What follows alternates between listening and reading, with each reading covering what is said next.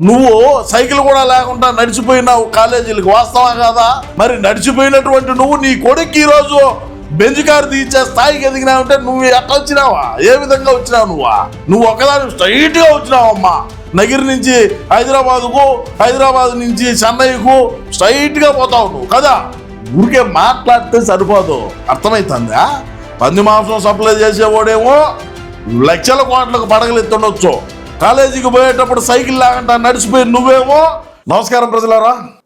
నగిరి మాజీ శాసనసభ్యురాలు, మా పార్టీకి సంబంధించిన మాజీ మంత్రివర్యులు, మరి నగిరి ఆర్టిస్ట్ అయిన రోజా గారు మాట్లాడుతూ ఉన్నారు. నగిరి ఆర్టిస్ట్ అని ఎందుకన్నాను అంటే ఆమె చలనచిత్ర రంగంలో బ్రహ్మాండంగా ముందుకు అడుగులేసింది కాబట్టి మనం ఆమె దగ్గర వ్యాఖ్యానించుకున్నాం. అదేం పెద్ద తప్పు కూడా ఏం కాదు, మరి తప్పు పట్టాల్సిన పని కూడా ఏం కాదు. ఎందుకంటే ఆమె ఒక నటి కాబట్టి.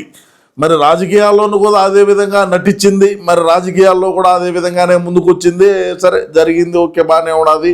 మరి మా తాడేపల్లి కేంద్ర కార్యాలయం నుంచి వెళ్ళినటువంటి పేపర్ ఏదైతే ఉన్నదో యాజ్ ఇట్ ఈజ్ దాన్ని అట్లా చదువుతుంది. ఎందుకంటే గతంలో ఆమె తెలుగుదేశం పార్టీలో ఉన్నింది, తెలుగుదేశం పార్టీ నుంచి బీఫామ్ తీసుకునింది, తెలుగుదేశం పార్టీ కోసం పనిచేసింది అని మర్చిపోయి కొన్ని వ్యాఖ్యలు మాట్లాడుతూ ఉన్నది. సరే, ఏం మాట్లాడుతుంది ఏందనేది మనం కూడా వినే ప్రయత్నం చేద్దాం, విందాం. మీరు వినండి, విని మీ అభిప్రాయాన్ని కూడా తప్పకుండా కామెంట్ రూపంలో తెలియజేయండి. ఇక రోజా గారు ఏమి మాట్లాడుతూ ఉన్నారో మనం ఒకసారి చూస్తాం. చెప్పమ్మా.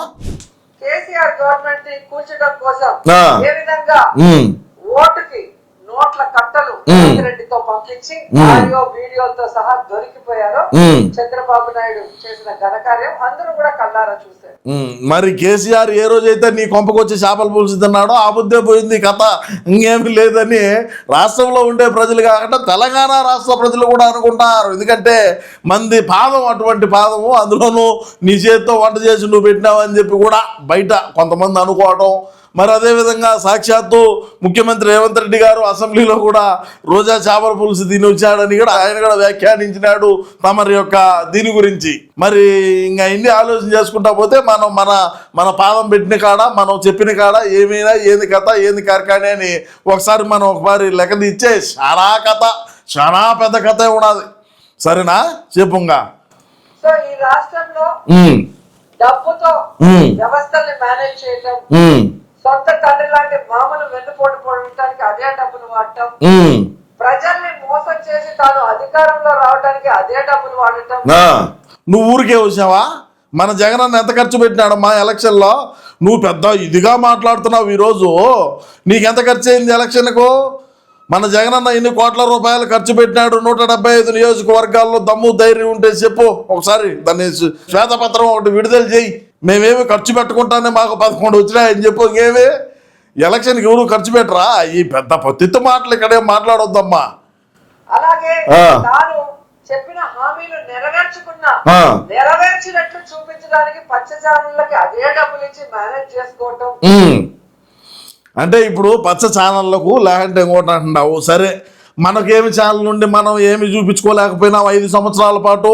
మనం అధికారంలో ఉన్నాం. అధికారంలో ఉన్న రోజుల్లో మనం దేనికి మనం చేసినటువంటి అభివృద్ధి కావచ్చు, నువ్వు పర్యాటక శాఖ మంత్రిగా ఉన్నప్పుడు తమరు చేసిన పర్యటనలో, లేకంటే రాష్ట్రానికి వచ్చేటువంటి పర్యాటకులు కావచ్చు, ఎందుకు చూపించుకోలేకపోయినావు? మనకు సాక్షి పేపర్ ఉన్నది, సాక్షి టీవీ ఉన్నది, బ్రహ్మాండంగా మనకు నెలవారీ జీతగాళ్ళు, రోజువారీ కూలీలు, మరి అదేవిధంగా మనం చెప్తే డిబేట్లు నిర్వహించే వాళ్ళు. మనం ఎందుకు చెప్పుకోలేకపోయినాం మనం చేసింది? ఎందుకంటే మనం ఏం పెరిగి కట్టలు కట్టింది ఏమి లేదు కదా. కూటమి ప్రభుత్వం అధికారంలోకి వచ్చిన నాటి నుంచి కూడా అభివృద్ధి దిశగా అడుగులేస్తా ముందుకు పోతా ఉన్నారు. వాళ్ళు ఇచ్చినటువంటి హామీలు ఒక్కొక్కటిగా నెరవేర్చుకుంటా పోతున్నారు.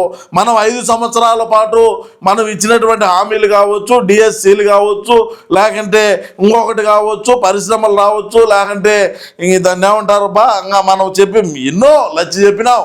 మైనార్టీలకు చెప్పింది లేదు, దళితులకు చెప్పింది లేదు, ఎస్టీలకు చెప్పింది లేదు. ఎన్నో రకాలైనటువంటి హామీలు ఇచ్చి అధికారంలోకి వచ్చి ఏమీ చేయకపోగా ఈరోజు అంటే ఏదో చేస్తారు పచ్చ ఛానల్ లెక్క. ఈ అవులే కోతలు ఎందుకు? నువ్వేమన్నా నీ నగిరిలో చేసింది ఏమన్నా ఉంటే ఒకసారి చెప్తే ఇంకా బాగుంటుంది. రాష్ట్రంలో ఉండేటువంటి ప్రజానీకం అందరూ కూడా హర్షిస్తారు. అది చెప్పి ఏదైనా ఉంటే.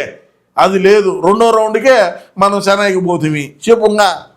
ఇవన్నీ కూడా ఆయన చేస్తూ ఓటుకు నోటు అని చెప్తున్నాడు చూడు మహిళలకి.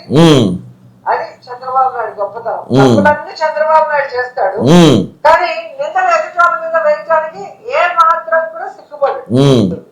మరి 1 ఎకరాతో రాజకీయాల్లోకి వచ్చిన మీరు ఈ రోజు 1,00,000 కోట్లకి ఎదిగారు అంటే ఇదే విధంగా దోచుకుని ఎదిగారని మీరు ఒప్పుకుంటున్నారు కదా. సరే, ఇప్పుడు 1 ఎకరా కాడికి వచ్చింది కాబట్టి మనం కూడా మాట్లాడుకుందాం. పంది మాంసం సప్లై చేసేటువంటి రాజారెడ్డి వాళ్ళ నాయన వెంకటరెడ్డి మరి ఇన్ని కోట్ల రూపాయల ఆస్తులు జగన్మోహన్ రెడ్డి గారికి ఏ విధంగా వచ్చినాయని రాష్ట్రంలో ఉండే ప్రజలు అడిగితే ఏం సమాధానం చెప్తావు? దీనికి చెప్పు సమాధానం. పంది మాంసం సప్లై చేసే వాళ్ళు ఈ స్థాయికి ఏ విధంగా ఎదిగినారు? బ్రిటిష్ వాళ్ళకు పంది మాంసం సప్లై చేస్తూ ఉన్నారు. నీకు అది తెలుసో తెలీదో, ఆ చరిత్ర తెలుసో తెలీదో, లేకుంటే నేను 2-3 వీడియోలు కూడా చేసి ఉంటా, నువ్వు వాటిలో చూసుకో ఏ విధంగా ఈ జాన్సన్ కుక్కలు థామస్ కుక్కలు పంది మాంసం సప్లై చేస్తూ ఉన్నారు బ్రిటిష్ వాళ్ళకు. మరి బ్రిటిష్ వాళ్ళకు పందులు కొట్టి వాటిని కోసి ఇచ్చేటువంటి వ్యక్తులు ఇన్ని కోట్ల రూపాయలు ఎట్ట సంపాదించారనేది ఒకసారి ఆలోచన చేయి. మంగంపేట వెరైటీసు, రైల్వే కోడూరు నియోజకవర్గం మంగంపేటలో ఉండేటువంటి వెరైటీస్లో ఏ విధంగా రాజారెడ్డి హత్య రాజకీయాలు ఏదైతే ఒరే రారా నీకు ₹1 వాటా ఇచ్చావు, నువ్వేం పెట్టుబడి పెట్టద్దు, నీ దగ్గర మనుషులు ఉన్నారు, నీ దగ్గర రౌడీలు గోండాలు ఉన్నారు, నీ దగ్గర బాంబులు తుపాకులు ఉన్నాయి, నువ్వు రా నాతో పాటు అని చెప్పి నేను నీకు వాటా ఇచ్చానని చెప్పి ఏదో 10 పైసలో 20 పైసలో వాటా ఇచ్చితే వాటా ఇచ్చినోడిని చంపేసి క్వారీ ఆక్యుపై చేసినటువంటి రాజారెడ్డి చరిత్ర తెలుసుకో. వీళ్ళు పుట్టడంలోనే మన జగనన్న యలహంక ప్యాలెస్లో పుట్ల, లేకంటే లోటస్ పాండ్లో ఉండే దీంట్లో పుట్ల. అర్థమైందా? మనోడు పుట్టింది అందరం ఎట్ట పుట్టినావో అట్టే పుట్టినాడు. మరి ఆ నుంచి ఈ తాత చేసినటువంటి రాజకీయాలు, ఆ తర్వాత తండ్రి చేసినటువంటి రాజకీయాలు, ఆ తండ్రి ముఖ్యమంత్రిగా ఉన్నప్పుడు జగనన్న చేసినటువంటి రాజకీయాలు, జగనన్న సంపాదించినటువంటి డబ్బులు ఇవన్నీ మింగి 16 నెలలు అవినీతి సొమ్మంతా మింగి అవినీతి ఉగ్రవాదిగా పేరు పుట్టి జైల్లో ఉన్నాడు 16 నెలలు. మరి నువ్వు నీ కాడికి వచ్చావు రాజారెడ్డి వాళ్ళది వెంకటరెడ్డి వాళ్ళది చరిత్ర అందరికీ తెలుసు. చేతల్లో రాగి సంగటి పెట్టుకొని తింటా ఉన్నాడు రాజారెడ్డి. రైల్వే కోడూరు నియోజకవర్గం తుమ్మకొండ అనే గ్రామంలో కనుక్కో, చరిత్ర కనుక్కో. నువ్వు చేతల్లో సంగటి ముద్ద పెట్టుకొని తిన్న రోజులు ఉన్నాయి. చేతల్లో సంగటి ముద్ద పెట్టుకొని అంటే అర్థం చేసుకో. అర్థమైందా? ఊరికే మాట్లాడితే ఎట్టయితుందా? అందరూ కూడా పుడతానే ఆమెనా వీళ్ళు గారమ్మా. నువ్వు నీ కాడికి వచ్చావు, నువ్వు సైకిల్ కూడా లేకుండా నడిచిపోయినావు కాలేజీలకు, వాస్తవా కాదా? మరి నడిచిపోయినటువంటి నువ్వు నీ కొడుకు ఈరోజు బెంచ్ కారు తీర్చే స్థాయికి ఎదిగినావంటే నువ్వు ఎట్లా వచ్చినావా? ఏ విధంగా వచ్చినావు? నువ్వు ఒకదాని స్ట్రైట్గా వచ్చినావమ్మా. నగిరి నుంచి హైదరాబాద్ నుంచి చెన్నైకు స్ట్రైట్గా పోతావు నువ్వు కదా. చెప్పు దీనికి సమాధానం. మాట ఎకరా ఉన్నావుడంటే ఏమి సంపాదించుకోకూడదు? ఆయనకేమి సంస్థలు లేవా? హెరిటేజ్ సంస్థ వాల్యూ ఎంత ఆదాయం వచ్చాదా? ఇంకేం వ్యాపారాలు చేస్తూ ఉండరా? ఊరికే మాట్లాడితే సరిపోదు. అర్థమవుతుందా? పంది మాంసం సప్లై చేసేవాడేమో లక్షల కోట్లకు పడగలు ఎత్తుండొచ్చు. కాలేజీకి పోయేటప్పుడు సైకిల్ లేకుండా నడిచిపోయి నువ్వేమో నీ కొడుక్కి బెంచ్ కారు తీసి ఇచ్చో. ఏది వాడు పుట్టినరోజు నాడు. మిగతా వాళ్ళు సంపాదించుకోకూడదు. మీరు సంపాదించుకుంటా ఉంటే, మీరు తిరుగుతూ ఉంటే మిమ్మల్ని చూసి అబ్బా ఏమో తిరుగుతున్నారా, ఏమి కథరా అనుకోవచ్చు. అదే కదా నువ్వు మాట్లాడేది. ఇంకా తగ్గించుకొని ఒకరోజు మాట్లాడేటప్పుడు ఏదైనా సరే విమర్శలు చేయి. రాజకీయంగా తీసుకునేటువంటి నిర్ణయాలు కావచ్చు, ప్రభుత్వం తీసుకున్నటువంటి నిర్ణయాలు కావచ్చు, ముఖ్యమంత్రి గారు డిప్యూటీ ముఖ్యమంత్రి గారు తీసుకునేటువంటి నిర్ణయాలను ఈ నిర్ణయాలు మంచిది కాదు, ఈ నిర్ణయాలు మార్చండి, ఈ విధంగా నిర్ణయాలు తీసుకొని మాకు 11 వచ్చినాయనో లేదు అంటే ఇంకొకటో ఏదైనా సరే ప్రభుత్వాన్ని ప్రశ్నించడంలో ఎటువంటి తప్పు లేదు ఒక పౌరుడిగా. మరి నువ్వు మాజీ మంత్రిగా కాబట్టి ఇంకా కూడా చేయొచ్చు, నువ్వు మాట్లాడవచ్చు, ఇబ్బంది ఏమి లేదు. ఈరోజు ఈ ప్రెస్ మీట్లు పెట్టి తాడేపల్లి నుంచి వచ్చినటువంటి పేపర్లు చదివే బతుకి దీనికన్నా మనోళ్ళు ఉండే 11 మంది అసెంబ్లీకి పోయి ఆడసమని ఏదన్నా ఏడిచేటుగా ఉంటే, నీలో అంత షావు ఉంటే, నీలో అంత కలేజా ఉంటే, నువ్వు చెప్పేది జగనన్న వింటే ఊరికే మాట్లాడొద్దు. ఎకరాల నుంచి వచ్చినారు, 2 ఎకరాల నుంచి వచ్చినారు, పద్ధతి కాదు ఇది. సంపాదించుకుంటారు అందరూ, ఎప్పుడూ ఒకటిగానే ఉండరు.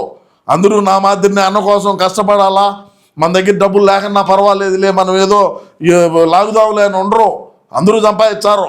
ఊరికే మాట్లాడేటప్పుడు ఇష్ట ప్రకారం మనల్ని విమర్శలు చేయమన్నారనో, లేకంటే మనం ఈ విమర్శలు చేసే మనకు జగన్ అన్న ఏమిస్తాడు నీకు? ఆల్రెడీ మంత్రి చేసావు, ఈసారి కేంద్ర మంత్రి ఏమన్నా చేద్దాం అనుకోవడావా? అన్న ప్రధానమంత్రి అయితే చేస్తావు, నువ్వు ఖచ్చితంగా చేస్తావు, నీలో ఆ కళలు ఉన్నాయి. మరి ఈ కళలు ఉండబట్టే మనకి ఈరోజు నీ నోటి గోల వల్ల, నీ మాటల వల్ల ఈరోజు మనకు 11 వచ్చినాయని కూడా ఒకసారి ఆలోచన చేసుకుంటే మర్యాదగా ఉంటుంది. ఈసారి మాట్లాడేటప్పుడు ఒకరు ఒళ్ళు నోరు రెండు అదుపులో పెట్టుకొని మాట్లాడాల్సిందిగా రాష్ట్ర ప్రజలు కూడా కోరుకుంటున్నారని నేను ఈ సందర్భంగా తెలియజేసుకుంటూ, ఏది ఏమైనప్పటికీ రాష్ట్ర ప్రజలారా, ఆర్కే రోజా గారు చేసినటువంటి వ్యాఖ్యలపైన మీ అమూల్యమైన అభిప్రాయాన్ని తప్పకుండా కామెంట్ రూపంలో తెలియజేయండి. నమస్కారం.